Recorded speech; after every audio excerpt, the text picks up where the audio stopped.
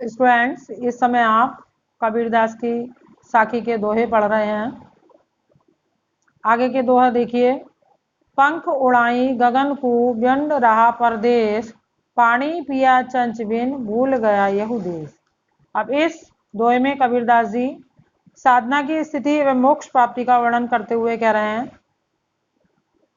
कि जीव रूपी पक्षी योग साधना करके कुंडलनी के सहारे सहस्र रूपी आकाश में पहुंच गया और उसका स्थूल शरीर परदेश में रह गया, यानी पृथ्वी पर रह गया। और पानी पिया चंच बिन, उसने अपनी चोंच से इंद्रियों के बिना ही अमृत सरोवर के जल का पान किया।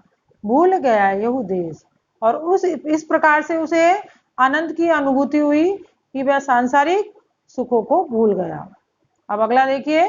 पिंजर प्रेम प्रकाशिया अंतर भया उजास, मुख कस्तूरी महमही बाणी फूटी बास।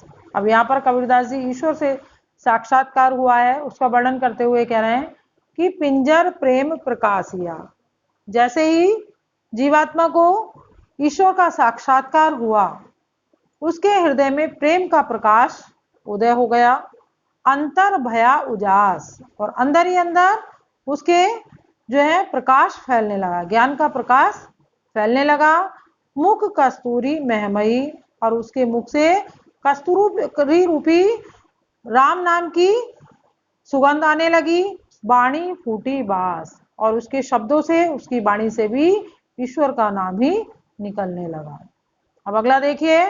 नैना अंतर आब तू जो ही नैन झपे हूं, ना हो देखो और को ना तुझ देखन देऊं। अब यहाँ पर कबीरदास जी कह रहे हैं कि मैं ईश्वर को इस प्रकार से प्राप्त करना चाहता हूं कि मेरा ही उस पर पूरा अधिकार रहे और कोई दूसरा व्यक्ति उसे ना देख पाए।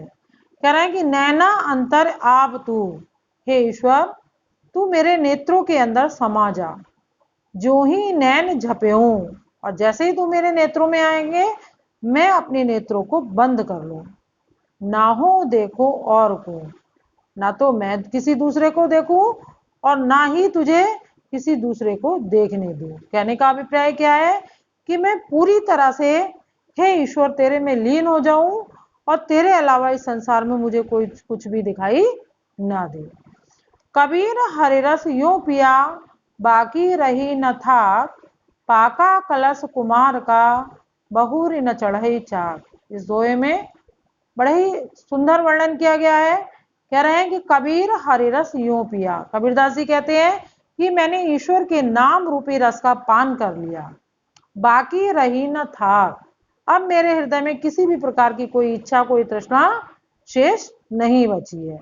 अब उदाहरण देते हुए कह रहे हैं कि जिस प्रकार से कुम्हार का कलश, घड़ा जब पक जाता है तो उसे फिर से चाक पर नहीं रखा जाता, ठीक इसी प्रकार से मैं अपने आप को ईश्वर में लीन कर चुका हूं। अब मेरे मन में संसार की कोई भी इच्छा शेष नहीं रही है। हेरत हेरत हे सखी रहा कबीर हिराए, बूंद समानी समद में शोकत हेरी जाए। अब यहाँ पर कबीरदास जी कह रहे हैं कि ईश्वर का नाम लेते लेते हे सखी रहा कबीर हिराए, कबीर अपने अस्तित्व को खो चुका है, समाप्त कर चुका है। वह अपने आप को ईश्वर में इतना अधिक लीन कर चुका है कि उसका अपना कोई अस्तित्व शेष नहीं बचा है।